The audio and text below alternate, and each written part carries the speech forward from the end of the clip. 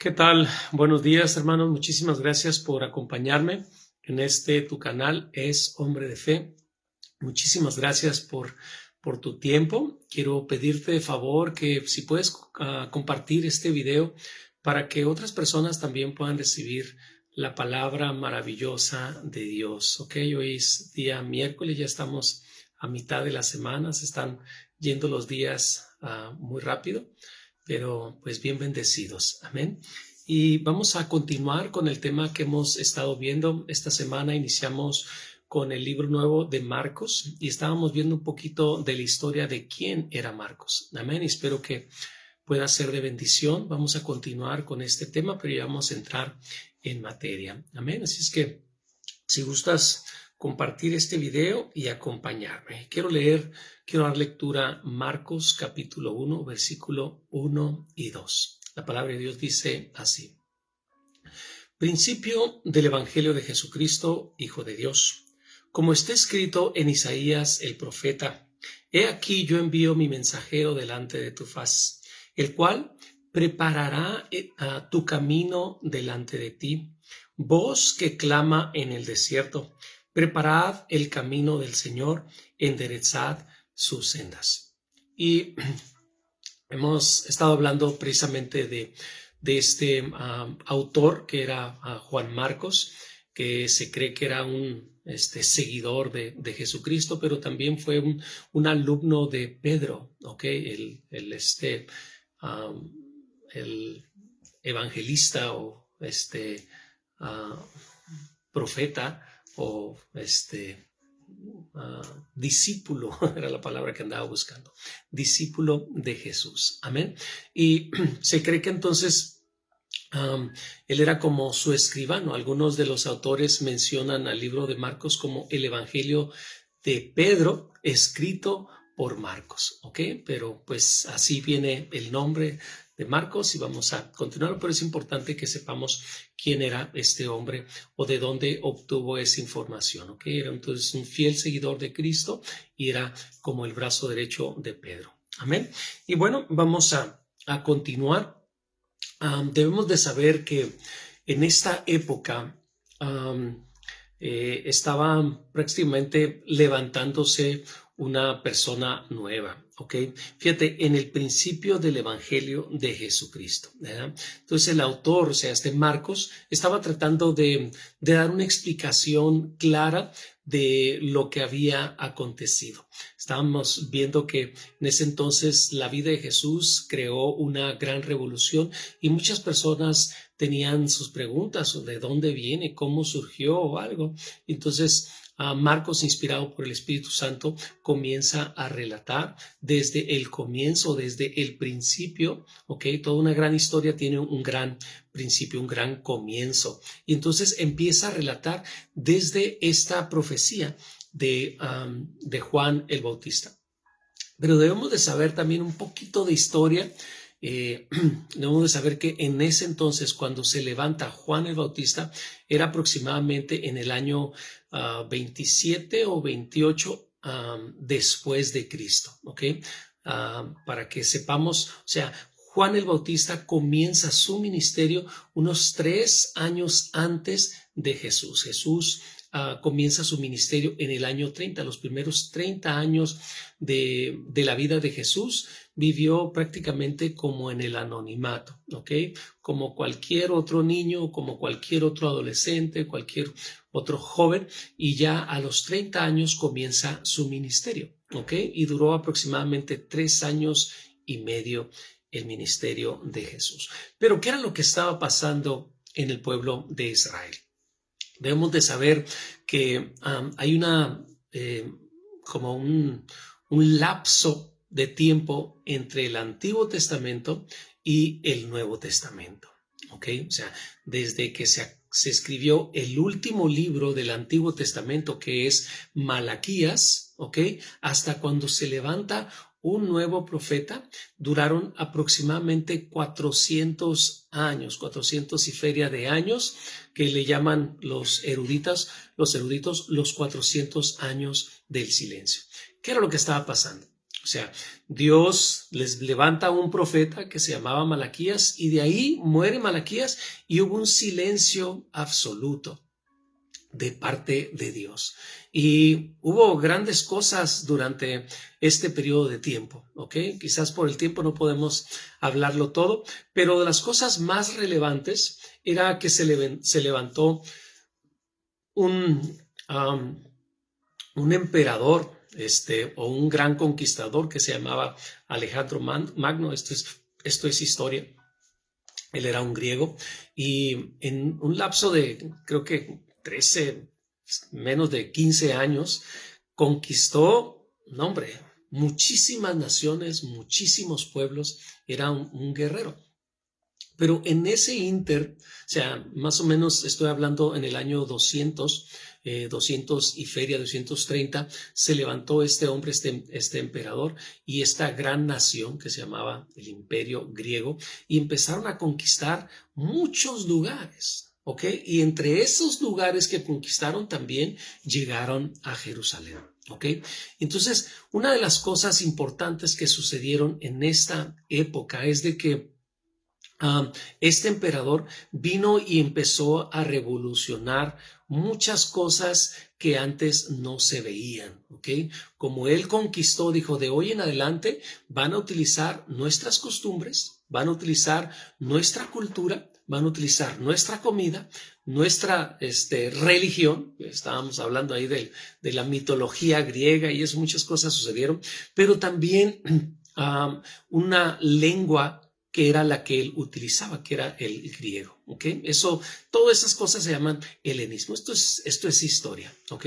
Entonces, duró mucho tiempo conquistando, cerca de 15 años, conquistó muchas naciones y vino y unificó. Hizo un gran imperio, el imperio griego, ¿ok? Y a través de eso, personas que antes hablaban otro idioma dijeron, ¿sabes qué? De hoy en adelante todos tienen que hablar griego. Entonces, muchas naciones hablaban el mismo idioma y empezó a involucrarse la religión y casi todos hablaban o tenían una religión o mitologías y cosas muy similares. Pero entonces también fueron afectados los israelitas, los judíos, ¿ok? Pero después de eso se dieron cuenta de que mucha gente hablaba su idioma y la Biblia, que era en aquel entonces únicamente el Antiguo Testamento, desde Génesis hasta Malaquías, dijeron, ¿sabes qué?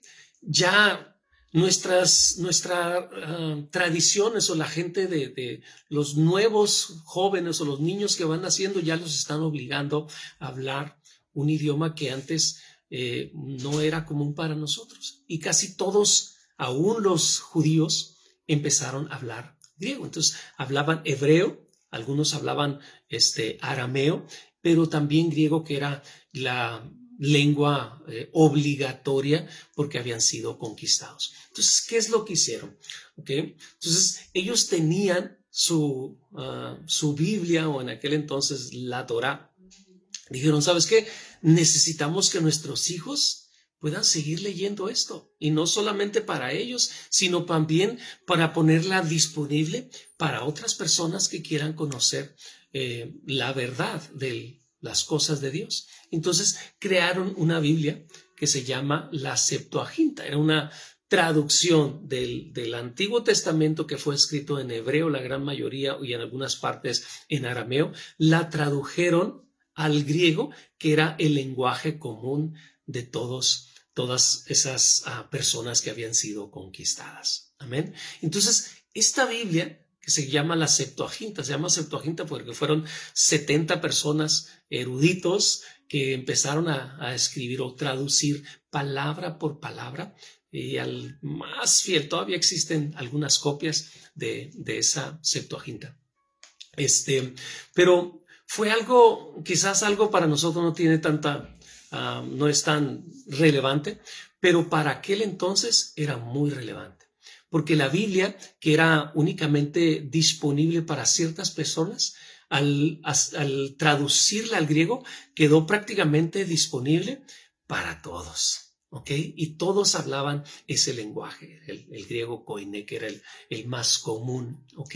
Entonces la Biblia se hizo disponible no solamente para los jóvenes que estaban aprendiendo un idioma, sino también para otras personas que no eran judías. Y comenzaron a hacer lo que llamaban las sinagogas, ya existían, pero empezaron a implementar las clases y las escuelas y las enseñanzas de la Biblia en este idioma que era el griego. Y entonces podían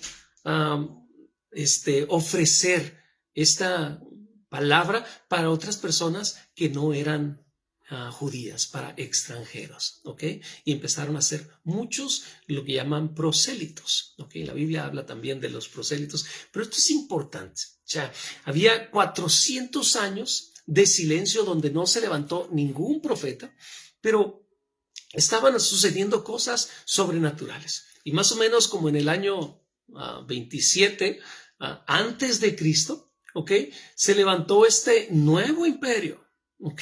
Un nuevo imperio que se llama el Imperio Romano. Y vino y conquistó, como cayó, murió Alejandro Magno y quedó este imperio, pero fue debilitándose y se levantó este imperio que se llama el Imperio Romano.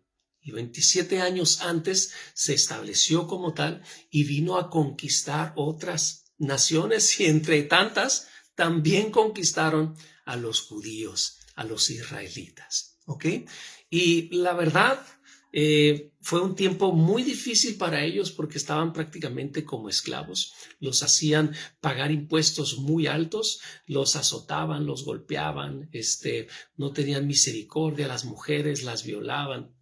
A los niños los maltrataban, era un caos. Entonces, prácticamente en esta época, estamos hablando de la época de Juan el Bautista, habían pasado ya cerca de 400 años, donde no se había levantado un profeta que predicara un evangelio que les diera algún tipo de esperanza. Y el pueblo estaba cansado, estaba harto de que habían perdido sus tradiciones, habían perdido su lenguaje, habían perdido muchas cosas. O sea, era un caos. Estaban siendo esclavizados, el poco dinero que agarraban venían los romanos y se los quitaban, los explotaban y había una crisis muy difícil. Y el pueblo empezó a clamar, dijeron: Señor, ten misericordia de nosotros. Y empezaron a clamar y en ese clamor Dios viene y levanta a este hombre que se llamaba Juan el Bautista. Amén. Y ahí es como comienza la historia. Y este Juan el Bautista era una persona que dice la Biblia que de entre los que nacen de mujer no se ha levantado ningún otro como este hombre.